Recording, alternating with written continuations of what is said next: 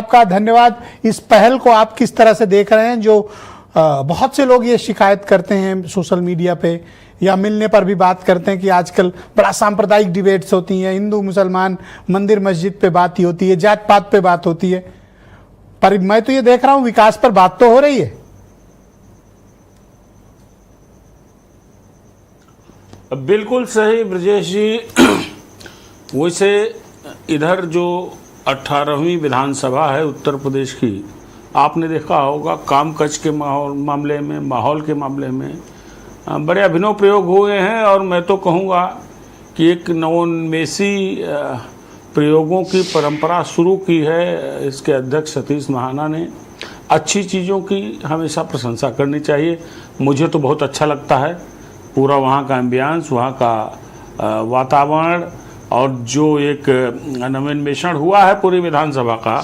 और सबसे अच्छी बात कि इस तरह के विषयों पर चर्चा, देखिए मेरिट डिमेरिट्स हर जगह होती हैं, खराबी अच्छाई हर जगह होती है, लेकिन अगर आप भविष्य को देखते हुए खुली चर्चा इस तरीके से रखें जो प्रदेश की सबसे बड़ी निर्वाचित पंचायत है, तो इस तरह के फैसलों की, इस तरह के आयोजन की तारीफ करनी चाहिए। मैं करता हूं, बहुत अच्छा काम हुआ, और आपकी भी तारीफ करता हूं। कम से कम इस विषय को आपने जनता के सामने, करोड़ों लोगों के सामने बहुत लोग कह रहे थे फतेहपुर पे बात कर लो, फतेहपुर पे कर लो, तो मैंने कहा नहीं, हेमंत जी ने कहा है कि आज विकास की बात हो गई।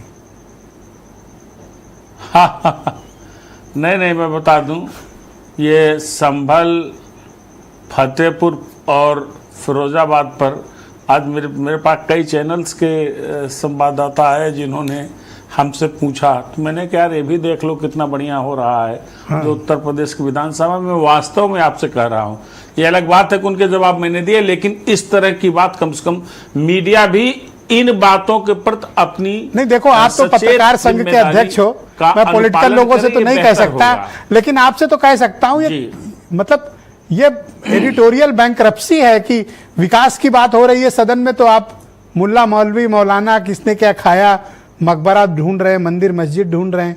ये मीडिया की भी बैंकरप्सी है कि उनके पास विचार नहीं है, उनको चर्चा इस विषय पे करना चाहिए। और आप अध्यक्ष हैं संघ के, तो आपकी जिम्मेदारी है कि आप अपने सहयोगियों को समझाएं कि विकास की बात हो रही है, फ्यूचर की बात हो रही है, जनरेशंस की बात हो रही है, हमें उनकी बात करनी चाहिए। सर ब्रजेश जी क्षमा कीजिएगा, श्लाघा नहीं है, इसीलिए हर कोई ब्रजेश मिश्रा थोड़ी हो जाता है, इसलिए हर चैनल भारत समाचार थोड़ी हो जाता है। आप करोड़ों लोगों को संप्रेषित कर रहे हैं, लाइव चीज़ें दिखा रहे हैं, पॉजिटिव नेचर की चीज़ें दिखाई जाए तो पॉजिटिविटी बढ़ेगी। जहाँ तक विधानसभा का प्रश्न है, मैं फिर पुनः कहूँगा कि विधानसभा की जो प्रक्रिया को पालन करने का सिस्टम है जी, विधानसभा का जो स्वरूप है, आप इस देश में किसी को बुला करके ब्रजेश जी दिखा सकते हैं कि देश में इससे खूबसूरत विधानसभा कोई नहीं है। मैं यही 10-20 साल पहले, 25 साल, खास तौर पर मैं आपके साथ खुद को संबद्ध करता हूं। और सतीश महाना की मुक्त कंठ से प्रशंसा कि वो इस प्रदेश की सदन को इतने व्यवस्थित तरीके से चला रहे हैं, बहुत बढ़िया है। सत्ता पक्ष ही नहीं, प्रतिपक्ष भी उनका मुरीद है। जनता तक बात तो सर पहुंच रही है, चाहे सत्ता पक्ष हो प्रतिपक्ष, सबकी बात तो जा रही है सर। जिसके लिए चुने गए वो काम तो कर रहे हैं सर। बिल्कुल बात जा रही है। वीरेंद्र सिंह जी भी आ गए सर डिबेट में। अब मैं आपको एक बात बताऊं, आज मैं वहां, वीरेंद्र जी भी आ गए हेमंत जी से, इसको पूरा अपनी बात पूरी कर दूं। आज वहां 5 घंटे था जी, 5 घंटे मैं वहां 5 घंटे था, मैंने पूरी सारी चर्चा पर चर्चा सुनी।